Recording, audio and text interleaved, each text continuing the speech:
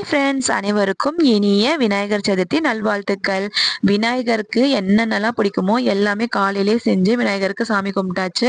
So ஒரு 5:30 போல் விநாயகரை கடலில் கரைச்சிடலான்னு சொல்லிட்டு எடுத்துகிட்டு போயிட்டோம். ஸோ அங்கேயே விநாயகருக்கு கற்பூரம் காட்டி சாமி கும்பிட ஸ்டார்ட் பண்ணிட்டோம். எங்களோட குட்டி முருகர் பார்த்தீங்கன்னா விநாயகரை தொட்டு தொட்டு கும்பிட்டுட்டு சாமி கும்பிட்டுட்டு இருந்தார். விநாயகர் கூட விளையாடிட்டு இருந்தார். பட் விநாயகரை கடலில் கரைக்கும் போது எனக்கு கொஞ்சம் கஷ்டமாக தான் இருந்துச்சு. ஏன்னு பார்த்தீங்கன்னா நம்ம மார்னிங்லேருந்து விநாயகருக்கு எல்லாமே பார்த்து பார்த்து பண்ணிட்டு திடீர்னு கடல்ல போடும்போது நமக்கு கொஞ்சம் கஷ்டமா தான் இருக்கும்.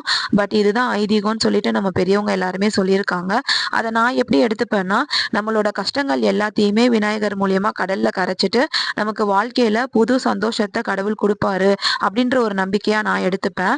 ஸோ பக்கத்திலே பார்த்தீங்கன்னா கடல் இருந்துச்சு. ஸோ என்னோட பிரதிக்குட்டியும் சந்தீப் சரணும் அதில் செம்ம அட்டகாசங்க. சந்தீப்லாம் பார்த்தீங்கன்னா இந்த கடலை பார்த்து ரொம்ப பயப்படுவான் அப்படின்னு நினச்சேன். பார்த்தீங்கன்னா அலைகளில் அவர் செம்ம அட்டகாசம், நல்லா என்ஜாய் பண்ணான்.